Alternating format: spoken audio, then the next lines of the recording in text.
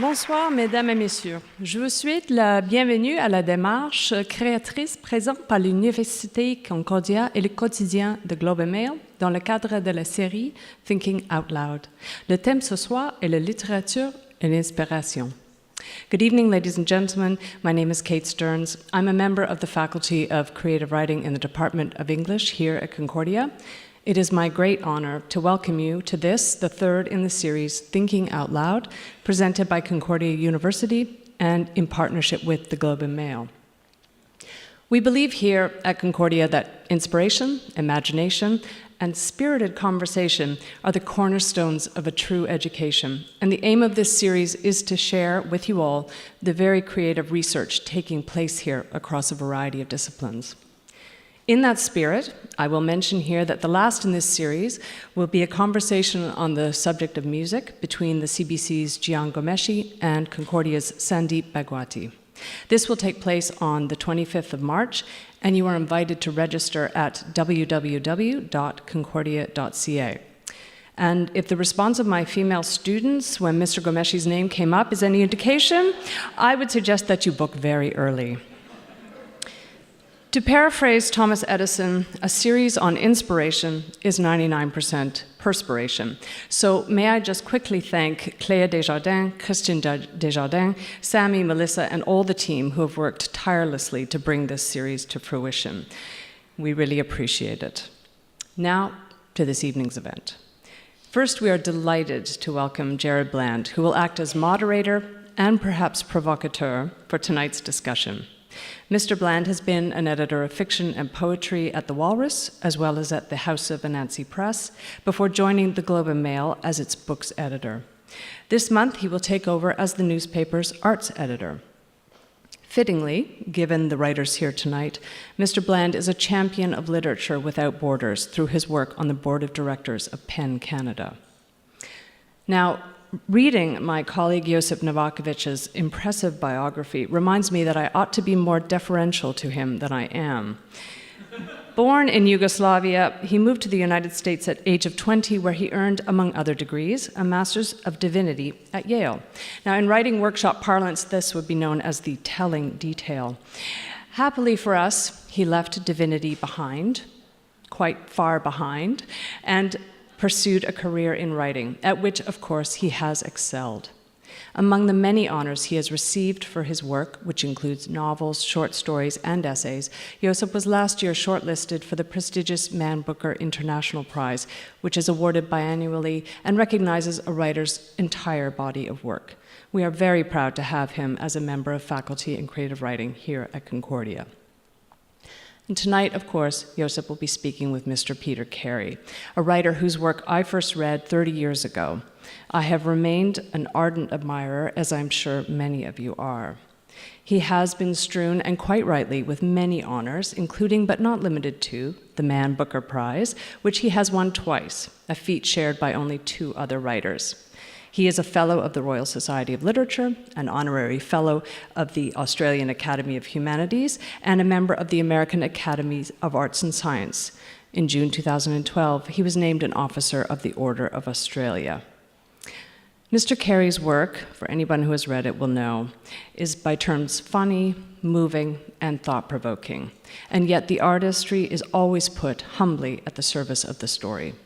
It is only when the reader emerges from the novel's grip that we are left to wonder, how on earth does he do that? Perhaps tonight we'll find out. Let us begin the conversation. Ladies and gentlemen, please welcome Mr. Jared Bland to the stage.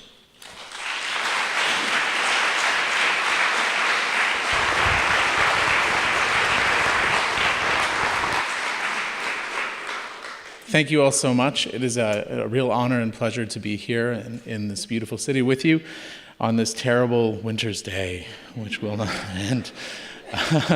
I wore leather-soled shoes like a true idiot and been wrecked. I was asked to say a few words to start this about the idea of inspiration and creativity before we let the professionals do it. And I thought a lot about this. Backstage, I asked Josip and Peter, I've got to say a few words about inspiration and creativity. You know, like, what do you have for me? And And the response was, oh God, I hope you don't have to talk about that. At which point I had to break the news about the theme of the evening. But I had to ask them because I had originally had this idea on the plane over here today. It's kind of a classic thing I do. I was so struck with this thing. I thought it was brilliant. I was like going to work out this elaborate metaphor between writing and soccer. And it was basically like they're professional soccer players, and we can never touch that. We can never know what it is to do that. But the amazing thing is they're professional writers, and we all write every day. We have to write something. And then I remember that millions of people play soccer every day as amateurs in this country, and that it really made very little sense. So I guess what I wanted to say to kick things off is that while that doesn't hold any water at all, I do think it's true that inspiration and creativity are touchstones for each of us in every part of our lives. The amazing thing is you can creatively write a grocery store list. It doesn't have to be a novel. There are ways to do things with this imbued in every facet of our existence. So to talk about one particular slice of that, please join me in welcoming Peter and Josip.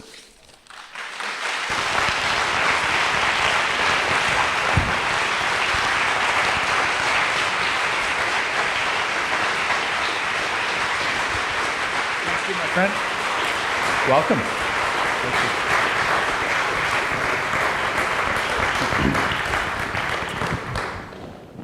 We came out here and there was this naked table with water glasses, so I brought a few books, which you can peruse later. But you can also buy them, I noticed, in the lobby, which is even more convenient.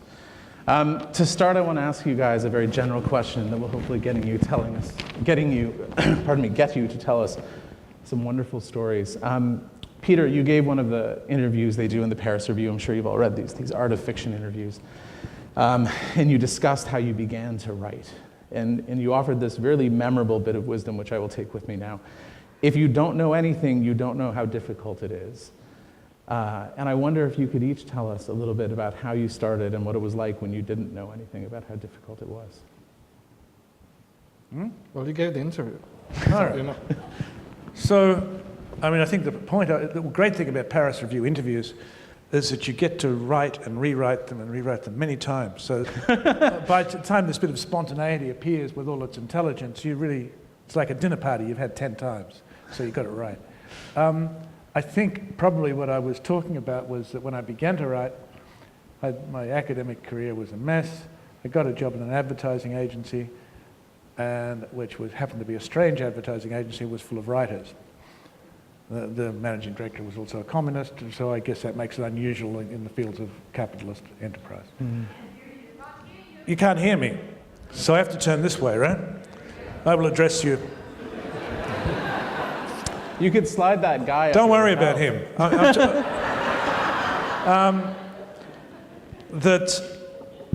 Anyway, I was an academic disaster. I got a job. It was in an advertising agency. It was an eccentric one. There were a lot of writers there. And, one of them had a terrific rejection letter from the New Yorker, and, which in Melbourne in 1961 was no small thing, or 62. And they wrote all the time. And I thought, well, if they can do it, I can do it. And the thing about that was that I'd had a sort of an education. I knew a little Shakespeare. I'd really read very little. And so what I was talking about was the enormous ignorance that let me decide that I would be a writer, not really thinking. I didn't know what I was talking about. I was announcing I was going to walk out into the same field as Joyce or Proust or Virginia Woolf or anybody. Why? Why would you think you could do that? Well, in my case, I had ignorance to look after me. And yeah. Well, I still had ignorance to look after me.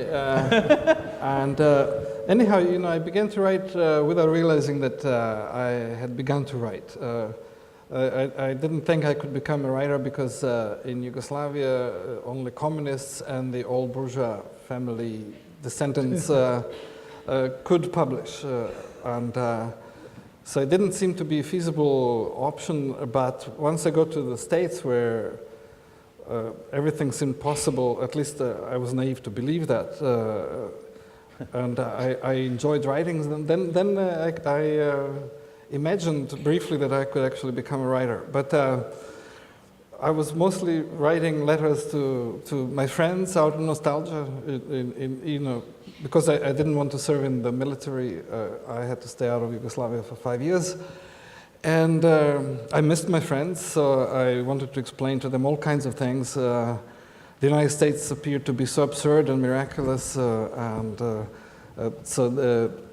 I wanted them to understand that, to laugh about it, and I'd write 20-page long letters, and I would get a postcard in return if I was lucky, and because they had let's say there were 10 of us. I left. Well, there were then 9 of them, and maybe there was another one to replace me. It was like a soccer team, 11, let's say. And for me, I lost all of them. I lost the whole team. And in English, it was a little bit different. So then I realized I was actually hooked. I was addicted to writing, to explaining the oddities of this country. Not this one, the other one. The one below you. South of the border. There's nothing odd about this one. This one's perfect.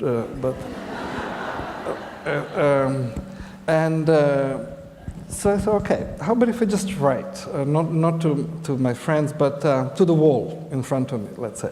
And then I did, and I realized I was writing essays, stories, and when all else failed, when I realized I was not going to be a theologian or philosopher. For a year I was in a PhD program in philosophy at Yale, and I realized I was terrible at it. And after all those hugely boring books, which were boring even in the original, but let alone when translated from German, I picked up 100 Years of Solitude and Faulkner, and I thought, my God, this is really alive and exciting, and then I didn't look back. I quit reading philosophy and read literature and wrote lousy stories. You go like this when you say Faulkner, because Faulkner for you Yes. is the instrument. Well, 100 Years of Solitude was also later a really very important book for me. In fact, it's the only book in my life that I've ever deliberately not returned to the person who lent it to me. Because I knew I deserved it. And then he and his wife had just come back, I guess, from Colombia, and had met Marquez. But anyway, they had the book, and they gave me the book, and I never gave it back to them. You've probably put it to better use than they would. That's what I thought. I dare say. I wonder, I love these stories about kind of being young and just writing against the wall, writing to the wall, or writing because you had the ignorance to think you could do it. I'm interested in how that changes as you age, how with maturity, you still must have some of that. You still must think you can do it and it's worth doing it, obviously. But how does your relationship to that drive change as you mature? You're both well into your careers, which I don't mean as an insult. This is going to go really well. Well, I mean, for me, it's only interesting when it's really dangerous, when it's risky, when I don't know quite what I'm doing. And so so I set up something that I don't know how to do.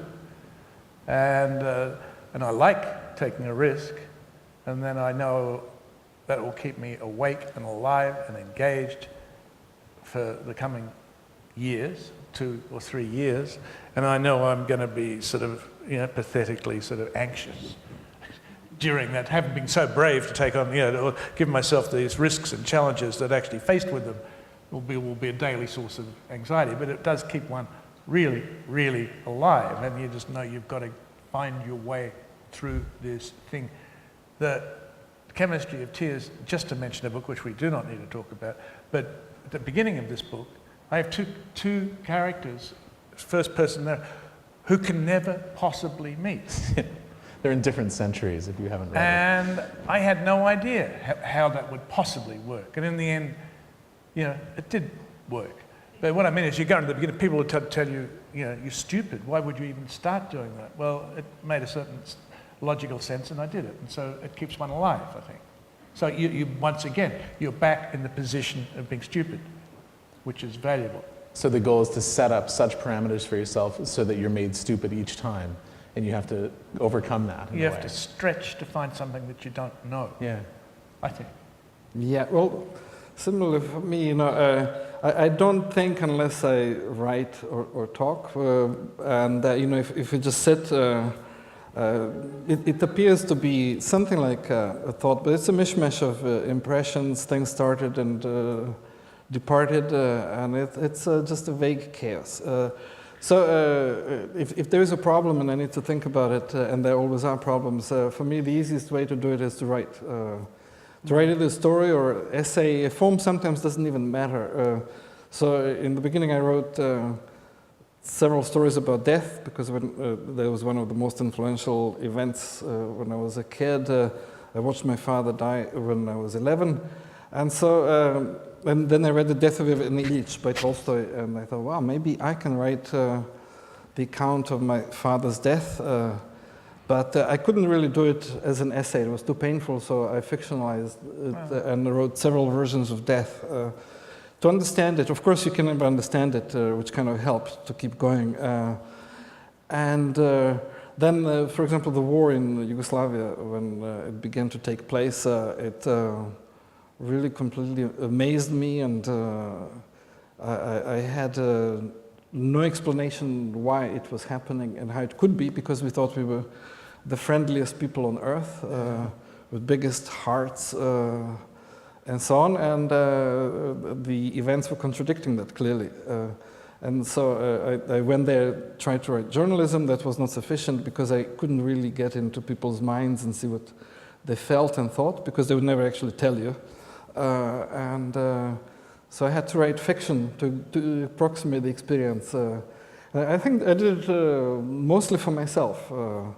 There were moments when I actually thought that I was somehow understanding or getting closer to the experience of people in the war than I would if I just read the papers, which were infuriating. The reductionist attitude and explanation of what was going on in the Balkans, usually written by Brits, lords and such. It was like a playground who was explaining to us what savages we were. And I actually didn't appreciate it very much. So at one point, the Esquire wanted to send me to Croatia to report from there, but then they realized I was Croatian, and there was obviously a problem because I would be biased. And of course they were right, I would be biased, pro-Croatian. And they didn't send a Serb, so they sent an Englishman. And, a nice neutral English. And the English have a huge talent of, whether they're informed or not, sounding like they really know what they're talking about. So, so these articles sounded very convincing. It's a Commonwealth thing, right? We were talking about the Commonwealth backstage, and Josip said, "Well, we're all the same. It's the same Commonwealth, Australia." Peter cocked his eye at him. I didn't love that idea. I would like to talk about how you guys begin things. You talked about how you began writing and how you kind of moved through different forms. Peter, I read an account that you gave of how you start a chapter, and you gave this really generous list. And that was, I think, the first chapter of a few books ago, perhaps.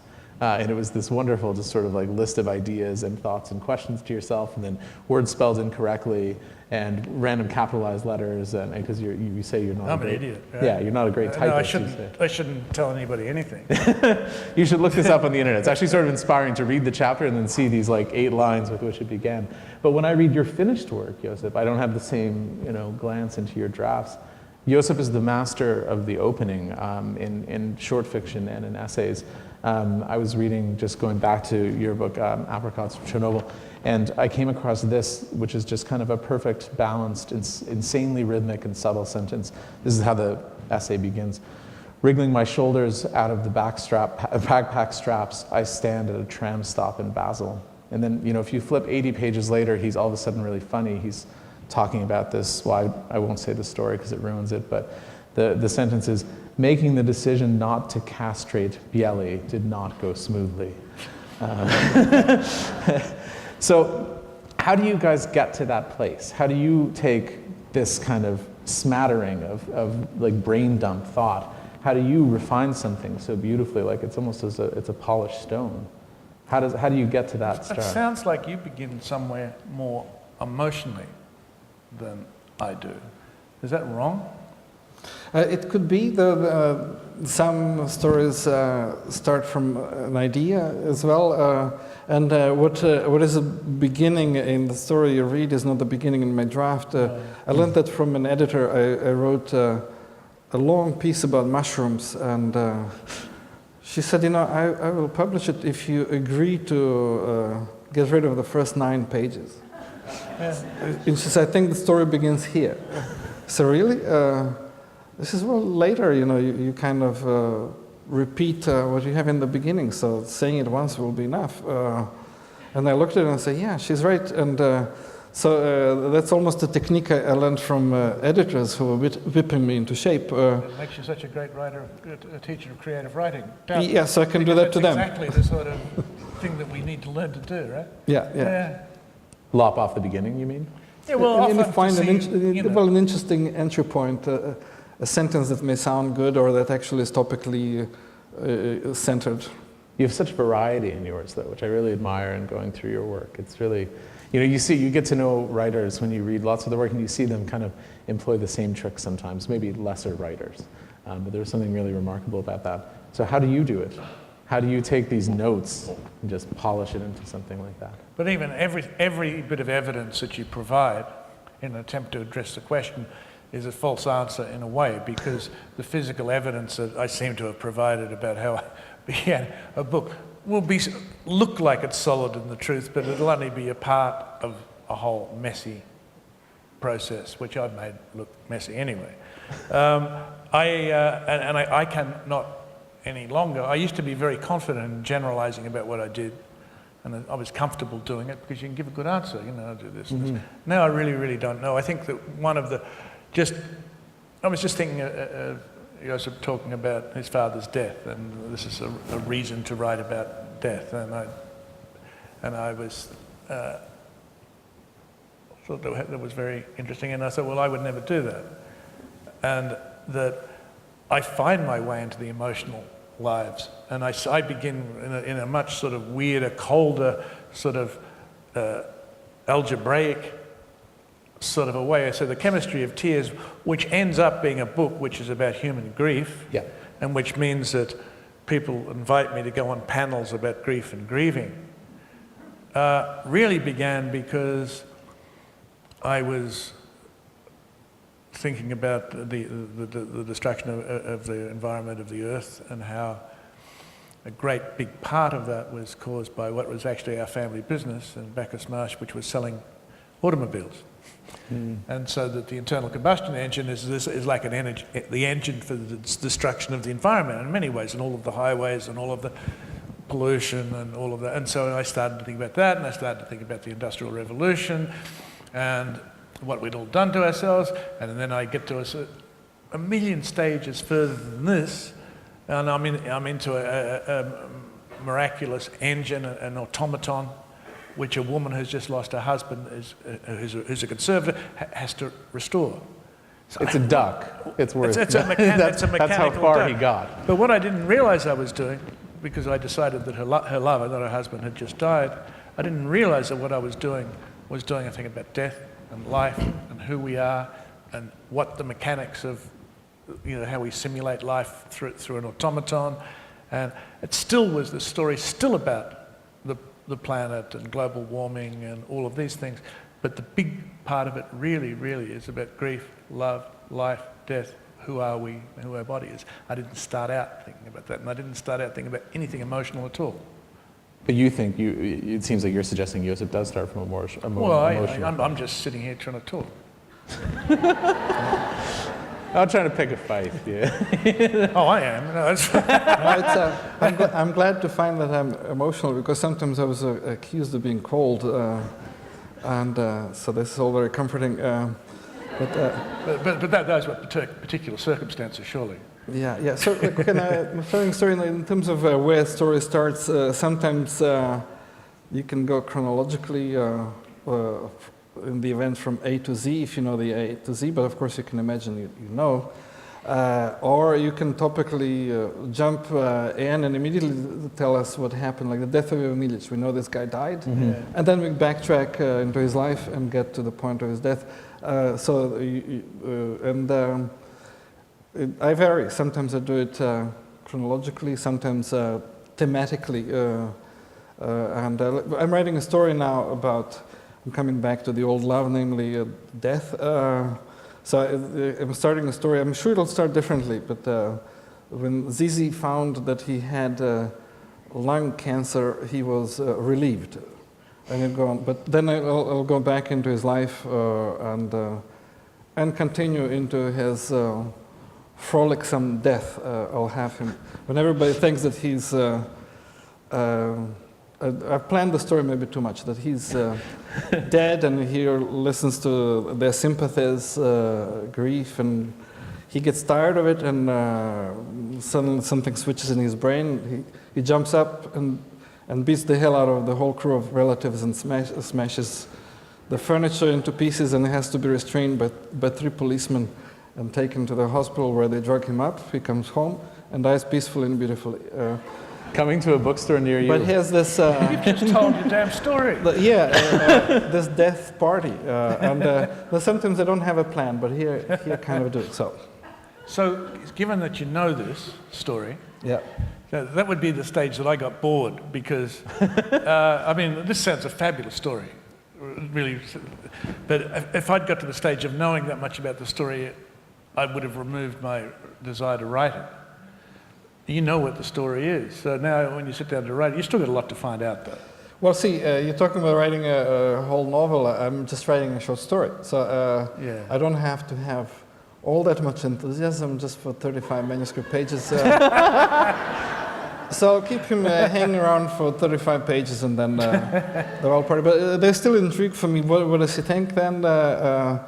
What do people around him? Do they still love him later? When they give speeches at the graveside, how sincere are they that he's departed with a black eye, let's say, if they still have there's still many things to play with and to be intrigued by. I don't know exactly how to work out those details, but...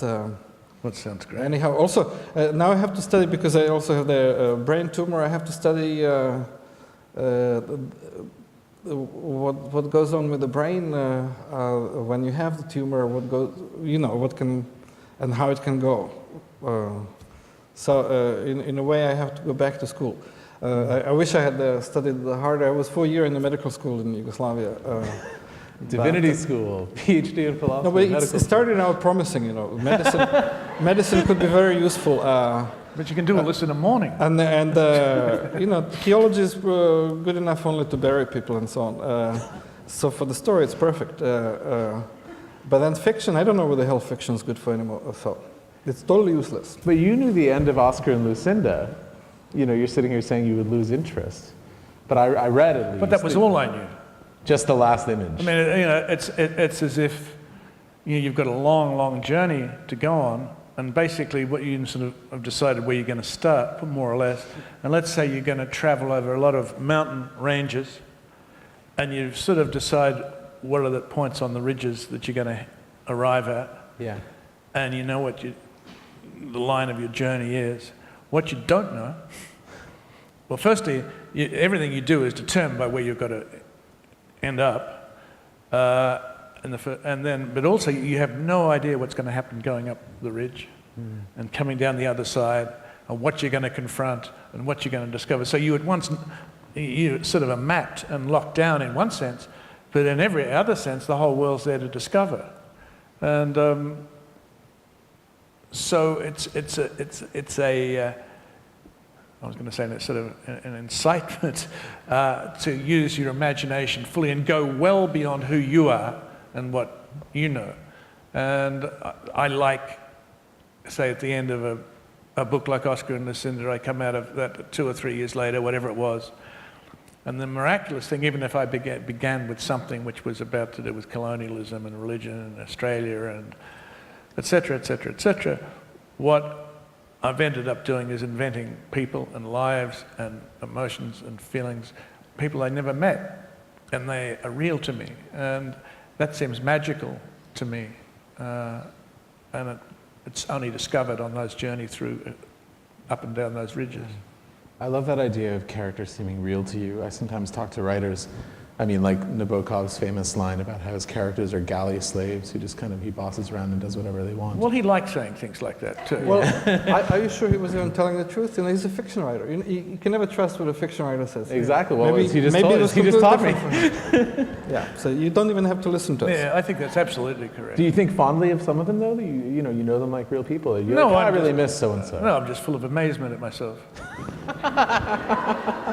On that note, I'd like to talk about humor, since you two have proven yourselves so funny.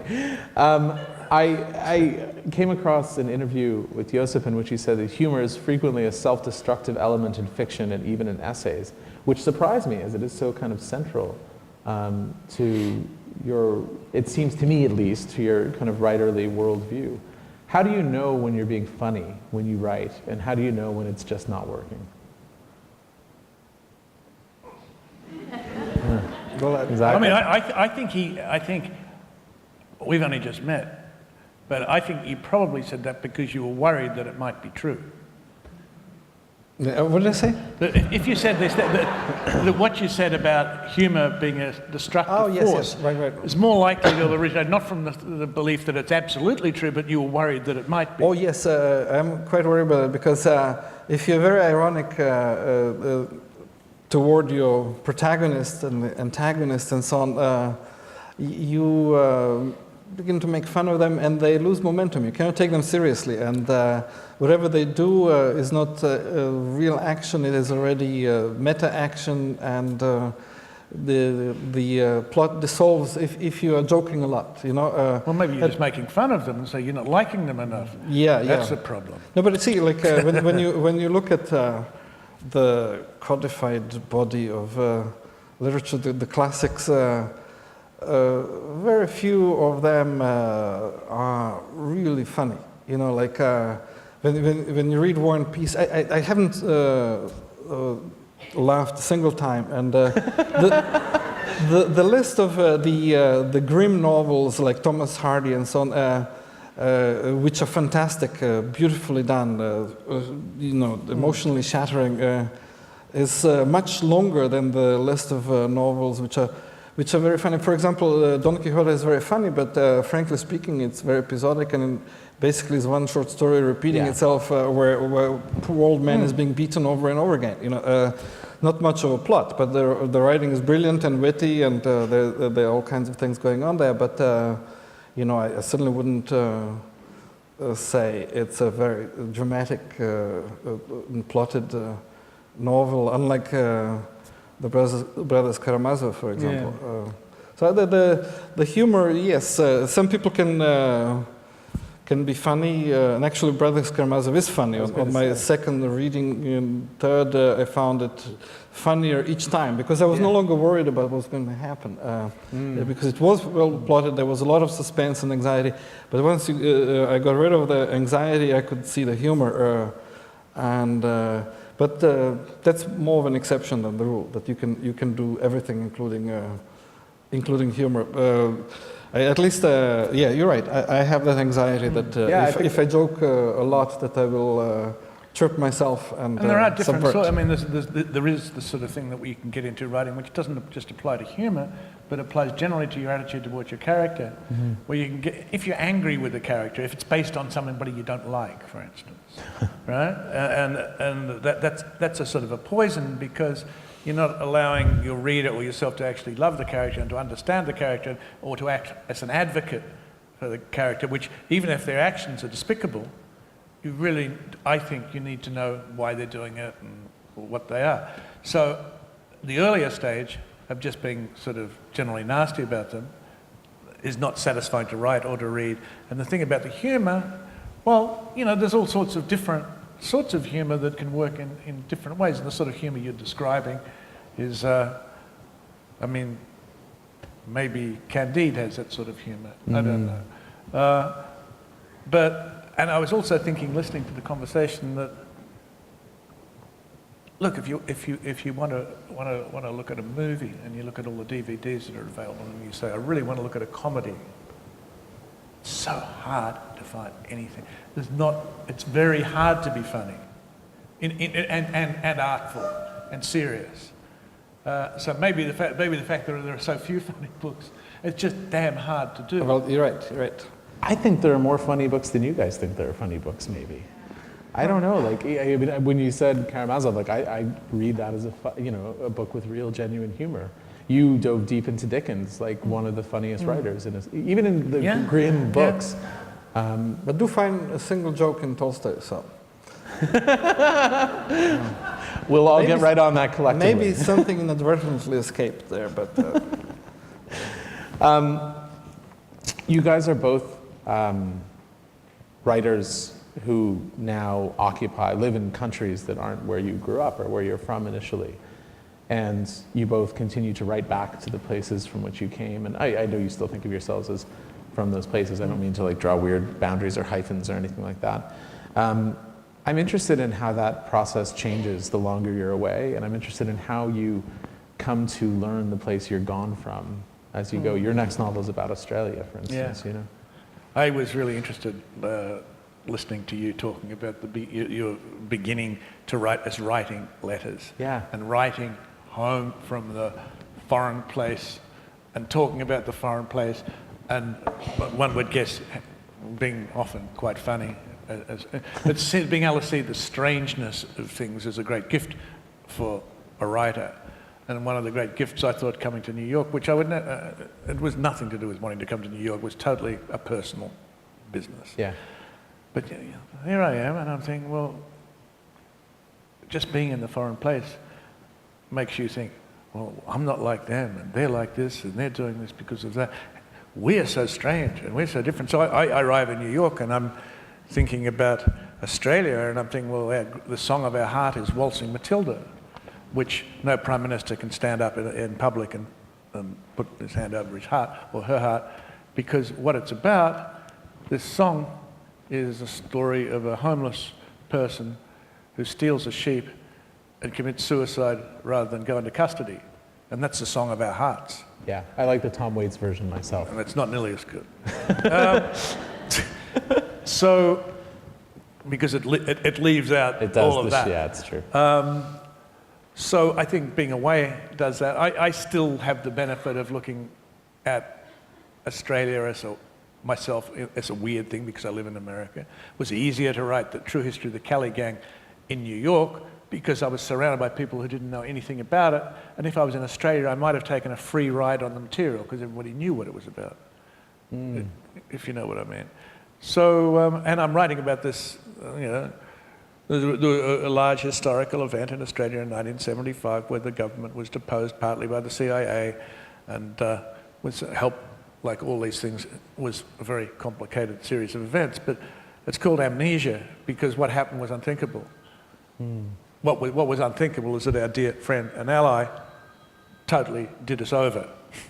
And we couldn't afford ever to really acknowledge what had happened. I tried to write about this in a very, very fanciful way when I first arrived in New York, made up countries and all that sort of thing. Finally now, I'm writing about it much more realistically and interesting. So the distance helps a little. Do you find you engage more directly? Well, the distance, I thought that my hometown was the most boring place on earth. So I certainly wouldn't have written a line about it.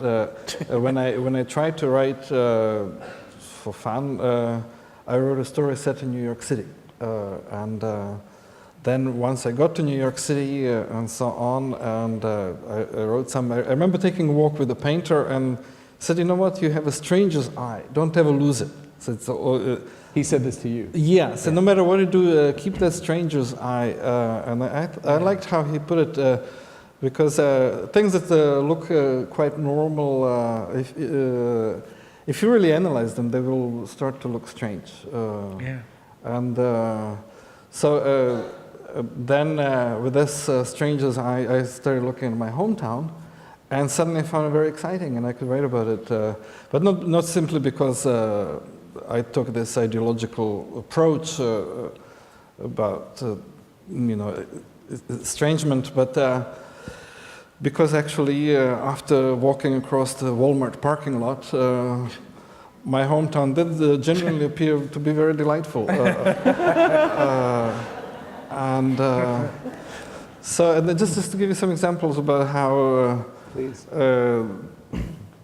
as a stranger, you see things that you wouldn't see otherwise. So a friend of mine from India, she came to McDonald's and as she was leaving, she threw away the paper cups, the forks, and also the tray.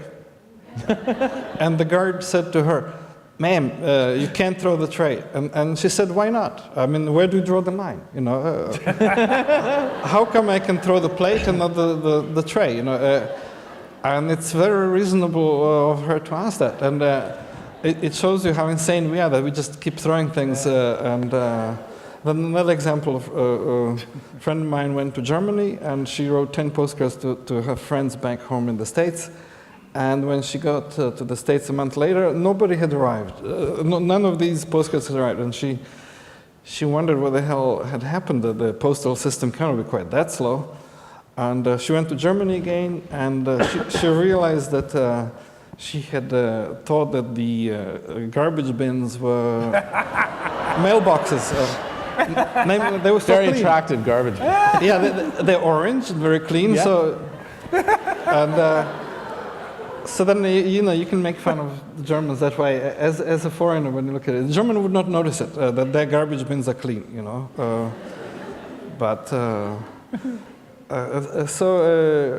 I do look at the unusual things wherever I can. It does help me to be a perpetual foreigner. And when I run out of foreignness, I say, okay, what country can I immigrate into next?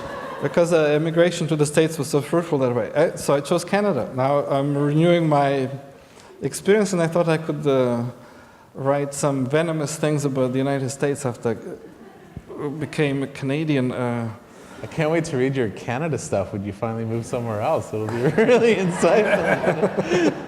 How do you guys take those little details? One of the things I'm always fascinated by, like, you know, how do you take details from your life and put them in the lives of the people you make up in your work?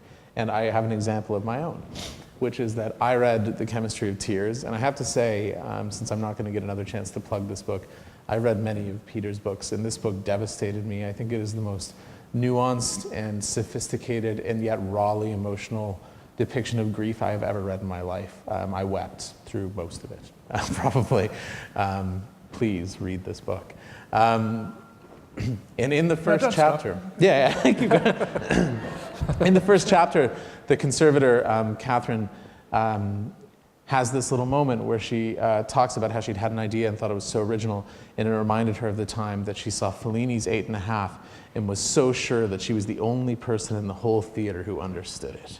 And we've all been there, you know. I probably think that sort of thing far too often still. And then I was reading this really long interview at the Paris Review, and I came across Peter saying, and this was years before this book, saying, when I was young, I went to see Fellini's 8.5, and I was sure I was the only person in the whole theater. And I was like, it was just like a little light bulb, and I grabbed my copy, and I remembered where it was, because it's at the end of a chapter on the bottom end of the right page. So I love when those moments happen. I mean, are these just... Well, I don't speak for myself, I suppose, but I'm a magpie, and I'll pick up things that are left over from dinner, and I'll use them for something else the next day.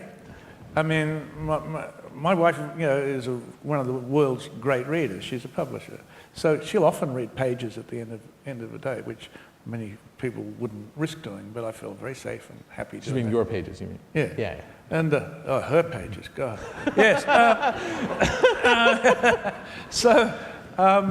And it'll often happen. There will have just been something that happened in our life. Yeah. Which will be, I'll have taken and used for some completely different purpose in the book, because it was just lying there, and I liked the sort of sound and feeling of it, and I thought I could use it.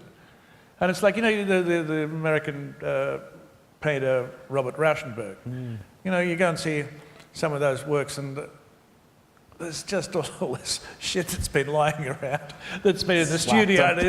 And there's his sock that he's dropped on the floor, and now it's in the painting. It's not a sock anymore. it's something else. And so I think I do that sort of thing quite a lot. It's why my books smell so bad. I fear for your family and friends more than those of Well, us. but it doesn't expose them in any way at all, because Yeah. it's not, it's not about them. Yeah. I mean, only they would know.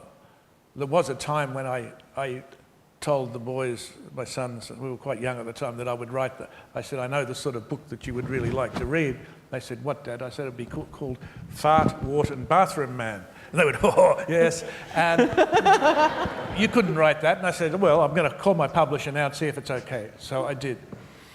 And the publisher said, absolutely. So they went and so I started to write it. And I never finished it, but it was summer.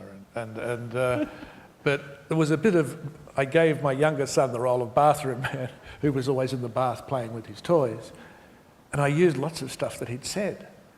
And so I read it to them afterwards, and he was absolutely outraged. Said, they're my words. I said, your daddy's a writer, darling. Are you the same, just grabbing little socks off the floor? Well, yeah, of course. I mean, if I write from an idea, for example, I wrote a story about revenge after the war in Croatia, and so I had a guy who runs into someone who he thinks was his tormentor, and then what happens next? I didn't plan out the story, but the story wasn't taking off, even though I thought the idea was important and should be easy to put into life. I got the story to be going somewhere when I visualized it, when I had enough concrete detail, and the detail was pretty journalistic. Namely, I put those two guys into a disgusting restaurant, a dive, which I knew in Croatia. I could taste the food. Old mutton and the tomato salad with onions, but mostly onions. So when I had that, I could actually be in the story. But and also I had some other experience with mutton. I went to Poland, and there I saw a peasant. He said that he could serve me a meal, and I could stay at his place for $1. So wow, what a deal! So I gave him $2, and the kids whispered behind my back how stupid I was. I was paying more than they asked, and anyhow, so I ordered the meal in the afternoon, and I saw some sheep running around, and I didn't know that he was going to go out first kill one of them, which he did, and then I guess that exhausted him so much that he fell asleep. Then I fell asleep, and then he woke me up at 3 in the morning because the mutton was finally ready. And it was all shriveled because he must have fallen asleep again while he was cooking it. And then I couldn't eat it, so I put it on the table, and rats were jumping all night long eating. And anyway, that really helped me with my story. It's like a Croatian waltzing Matilda. It's like you've got all these things to place at the service of the story that you have, and you can even the tomatoes and onions are useful actors in this. Well, it was like the Holy Communion. You can't believe in an abstract God, but if you can taste the blood of God and the body, it's melting in your mouth. Well, actually, the wine and the bread are melting, and it's chemically so powerful and incontestable that you cannot doubt that part, And then you suddenly can believe the rest. You can believe in God. This is all from Yale, right? Yeah. God who's a human being and who should wear socks, but instead has these beautiful women with oil washing his feet. But at any rate, you have a whole story. That's why Christianity is successful, because it is a chemical story. You have all the chemical elements there. So you experience them in your body, wine, bread, and so on. And then you can build up fancy on that. And in fiction, for me, that works that way. I can have a fancy concept, but unless I bring in some of the dirt and the basic chemistry, it's not going to work. Like Very Old Man with Enormous Wings by Marquez, we have an angel who's stuck in the mud, his parasites in his wing, he ends up in chicken coop with orange peels and eggshells, and suddenly this angel is very believable, far more so than a swan, a cross between a swan, a fluffy swan, and a chubby boy, which is our usual angel nobody could possibly believe in anymore. But Marchese's angel, because it is so earthy, using the detail, it comes to life, and so that I look for the earthy detail, and whenever I'm stuck in my own faith in the story, you know, the main problem for me is not the reader, the main problem is me. Whether I can believe in the story, where I'm in the scene, and I can maintain that faith by the detail. And the detail comes from observation, from hanging around. I have some quick questions for you guys. About time. Lightning round. You have to answer as briefly as possible. Oh, okay. Who writes your favorite sentences other than each other now? Dickens. Oh, they're translated. Thomas Bernhardt. Okay. In what ways are you creative in your life outside of your practice as writers? Play the cello. Something No way at all. Creative. What's that? You said, in what way creative? I can only think of decomposed, not composed. Which fictional character do you wish you had created? You sort of wrote a book about this. A couple, I guess. I don't wish to have written anybody else's anything. This is a game we actually play up here. And you're supposed to, you know. Well, you know, I mean, Other than I was okay. in Paris where they do, you know, was it Proust's 39 Questions or something, Yeah. which is meant to be such fun and so ironic. I was very sincere about all of them. They were very bored. Everyone was bored with me because who do you love? I love my child. You know, I mean, it was boring. So, Well, with that ringing endorsement, Well, you know, Chichikov by Gogol, not necessarily because of what Chichikov is like, but because of the humor that happens there. It's really incredibly funny. This guy going around buying up dead souls, dead peasants, so that they could pass off for a big landlord and get a big loan and then be a big landlord. Anyhow, the concept is not that fantastic, but the character as a trickster is amazingly funny and lovable. yeah. when you sit down each morning or afternoon, I know morning in your case, whenever it is, and stare at that blank screen or whatever, what's your greatest hope other than to make it to lunch? Well, to really make something, I mean, I've said this recently and I'm just repeating myself, but it is true, and it is why I wanted to write in the first place, to make something very beautiful that never existed in the world ever before. So that means you're going to have a lot of bad days. But and occasionally it happens in writing, very rarely, where you feel yourself doing something that feels like it's close to that, and that's very beautiful. Josip? Well, I want to have a scene in which I am lost, not wanting to depart elsewhere, not wanting to backtrack, wanting to fast forward. But when I'm steadily in the scene with the details, and I can keep producing the details, maybe too much, then I feel pretty happy. Perhaps because I do think I've never gone to a doctor for a diagnosis, but I think I do have ADD or ADHD, whichever way you want to put it. Quite jumpy physically, and in my head, can be distracted easily.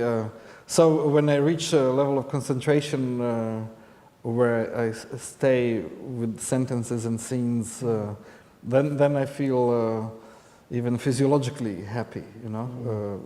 It's a sort of a meditative state. We're not meant to be like that. Do you have any drugs? Nothing that would fix that. My, my last Something else. I'd fix anything that can be fixed. So, My last question for you too. I feel like people in my side of the business at least spend an excessive and probably unnecessary amount of time fretting over the future of the book and the future of reading, and I'm sure you're always asked to be on panels about that. And I've started to wonder whether we're asking the wrong question when we say, what is the future of reading, or what is the future of the book? Because we live in a culture outside of programs like the ones at which you both teach that increasingly is devaluing the work that people like you and a lot of people in this room, I'm sure, do. Do you worry about the future of literature in a world in which it's increasingly difficult for writers to make a living even? Well, I don't think making a living actually has got anything to do with people writing, myself, and which is the cruel thing, which those bean counters in the big publishing houses, well, you know, who are getting rich by giving us low royalties on ebooks while they get richer and richer from it, they don't care about. But they know we'll do it anyway. I do believe we'll do it anyway, and maybe more of us will fail and more of us will become disenchanted, but I don't think that's going to stop people writing. And I also think that if you've ever been stupid enough to agree to judge a, say, national short story contest, and those cardboard boxes start arriving on your doorstep, I've there are judged 2 in the last year. well, lots, right? Brutal, yeah. People, so it does seem to tell you that there's lots of people sitting at kitchen tables or in trailers or whatever who want to write and they want to tell stories. Nothing's going to stop us wanting to tell stories. The people that are damaging literary culture, of course, are big publishers who have been selling themselves and us down the road for a long, long time. And, you know, whenever somebody, Barnes & Noble said jump, they said how high. When Amazon said jump, they said how high. They're really surprised to find themselves screwed over by their allies. And they're all in the business of business. They're in the business of counting how many books sold last time. Yeah. And they seem to be wed to the notion that what happened in the past will happen in the future, which of course it won't. yeah, you know, I'm just as little worried about the future of the book as I'm about the past of the book. You know, this fetishism of paper is a little excessive because, you know, before books were written on paper, there was oral tradition, and people actually kept looking back and they regretted that books were written, and people's memories were enfeebled by that, and they could no longer rattle off the whole Odyssey. And they supposedly were such amazing storytellers. So even the book, by many, was seen as the decline of storytelling, this paper book. So now we have the electronic book, and I just look around and say, which medium is happening electronically and doing even better than the book, than literature? And it's the movies, you know. They're very ephemeral. You show them on the screen, they show up on your screen, and you don't hear anybody weeping that they don't actually have the paper script to read along, you know. The movies live very well in this ethereal space. And I think stories can and will live very well in that ethereal space. Our way of reading is changing. We read electronically and we write electronically, and good for the trees, you know. But the stories, I think something so fundamental. We love telling stories, we love listening to stories, reading them, that's going to keep going, you know. I have no reason for pessimism, and another note of optimism is that we live in the post-industrialist society. Even if we wanted to produce anything, we couldn't anymore, we don't know how to. So we can go home and write stories, you know, we can type them up or play sonatas and live beautiful artistic lives, all starved to death. We'll see what happens. We are now going to take some questions from the audience. So they're going to bring a microphone down here. And you too can have your question rejected by Peter Carey. Step right up. Who's next? We've got someone coming down from the back, or no, escaping out the back. And please make them make the questions as long as possible so that we don't have to talk much. Oh, come on, surely you guys have some questions. We've got one right here. Great. Hello. Hey. Just in line with the comment about the weather earlier, have you noticed a difference in your writing in different seasons, in different climates? How does that affect your routines? I'm sort of embarrassed to say it really doesn't. I think a more sensitive person would be hugely affected by what was happening outside. And so I'm embarrassed to say it doesn't. I don't think it has any effect on me at all, but I don't know. Yeah, I don't think it's a seasonal disorder. I think, like, I really admired when you said that Canadians couldn't play soccer 12 months a year. I don't know about that. Until today, I didn't know you Canadians kind of put it that way, soccer. but I thought, 6 months, the rest is ice around here. So Yeah. this is, maybe it becomes hockey then or something like that. But They go indoors. yeah. And I tried to play tennis here, and then they would take down the nets in October, like the 5th of October. And I said, what the hell is going on? Of course, Canada doesn't have any great tennis players. How could they? Miloš Raonic. No. Wait a minute. He's going to. Miloš Raonic, who's the best male Canadian tennis player, is from Montenegro. I mean, you have to import guys from there there. it And and I know that's now with the fancy courts, indoor courts, it's possible to, just as it's possible to play hockey in Phoenix, it's possible to play tennis in Canada.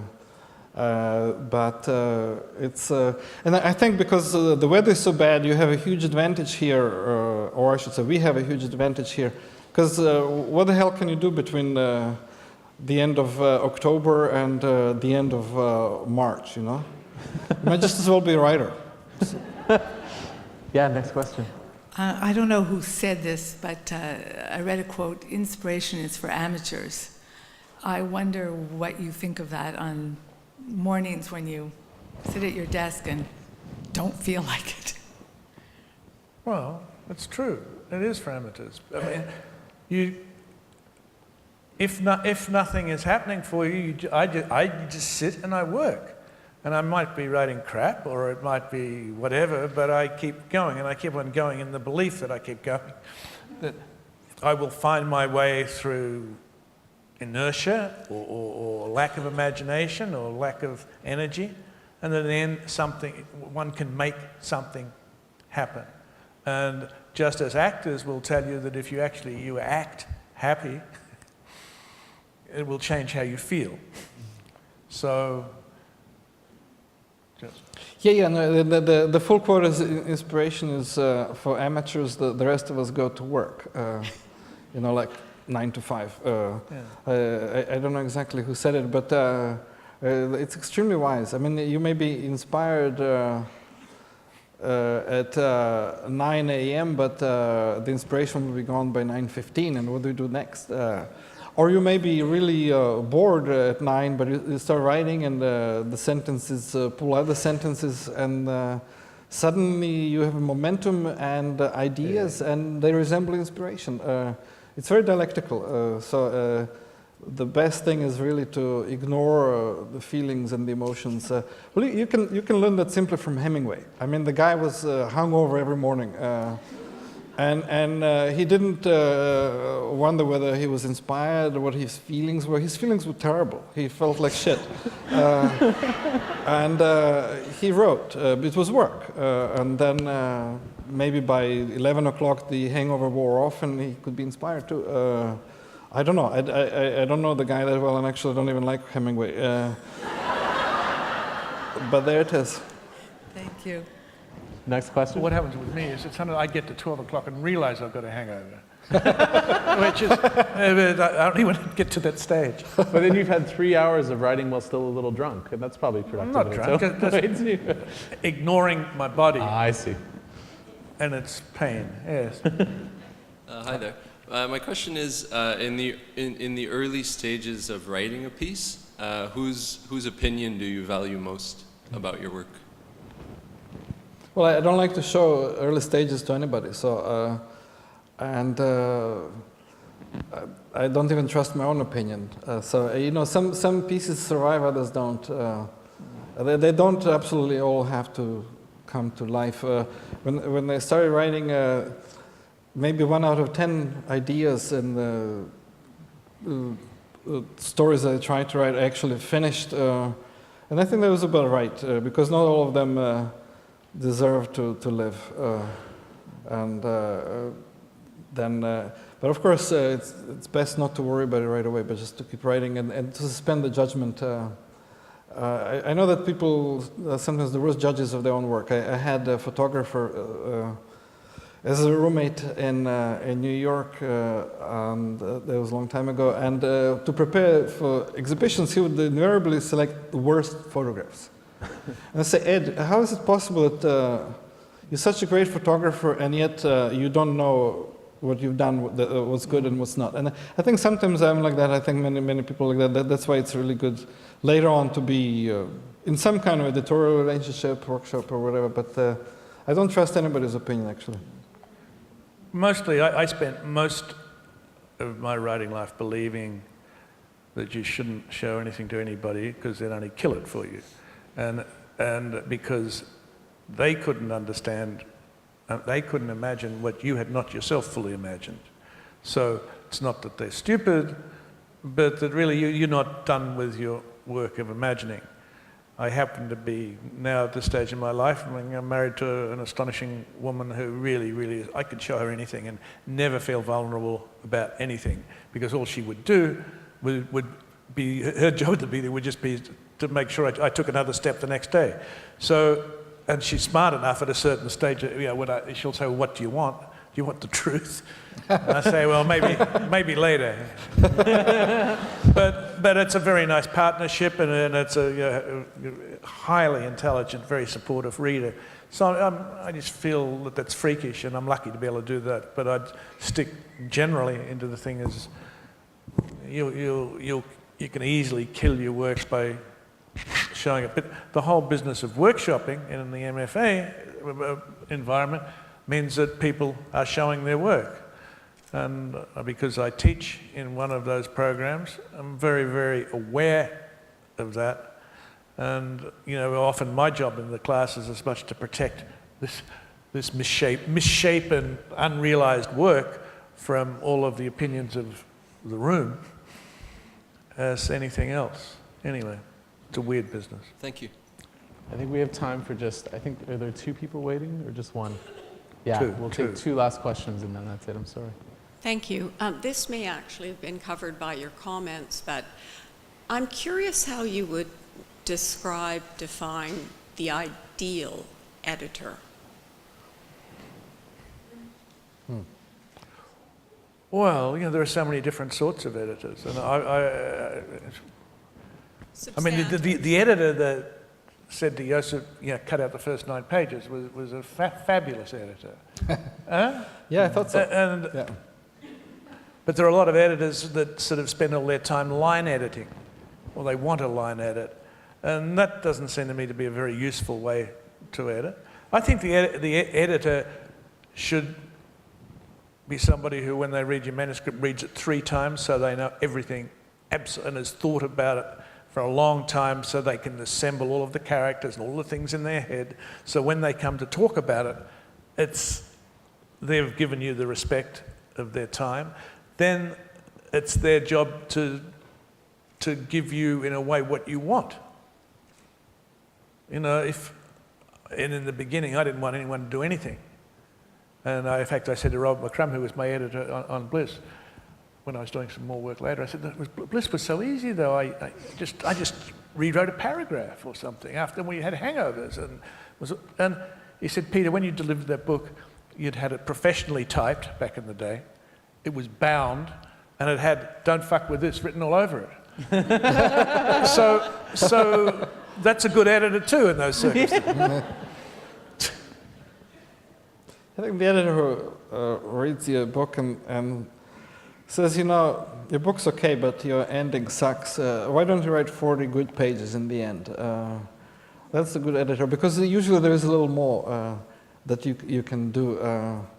And maybe not in every story, but I remember I ran one to Larry Goldstein, who was editing Michigan Quarterly Review, and he told me, no, I really like in your story when it seems finished, then there is another twist, and it keeps going, and then there could be another one, and he says that's what I always strive for, to just when you think it's done, actually there is another wave that could be actually the most beautiful wave in the story. And so maybe the editor who reminds you that the waves can keep going is a good one. It depends on the story, but I do appreciate it when the editor says, unlike for the beginning, okay, chop off the beginning, who says, okay, the ending, why don't you add more to it? Keep the momentum, keep building, keep going. Don't sell yourself short.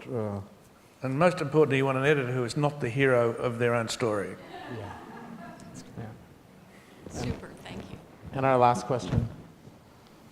Thank you. I was wondering if you could speak a little bit more to the comment that was made by Josip. I think that humor is often a destructive element in writing. I thought that was very interesting. It stuck with me. I'm wondering if that's because if you're trying to be funny in a story, you lose your story, or and where does satire fall within that thought? Is there a place for where is the place for satire? If humor. Yeah. Well, unfortunately, there's too much place for satire.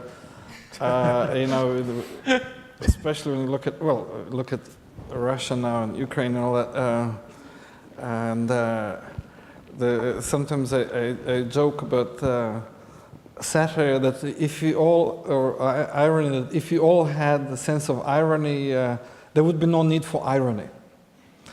Because if we were ironic, we would never actually go the full length to commit some kind of act, let alone an atrocious act. We're too skeptical to do nasty things. And by the same token, I did the thing that being very ironic might undermine your own or my own writing.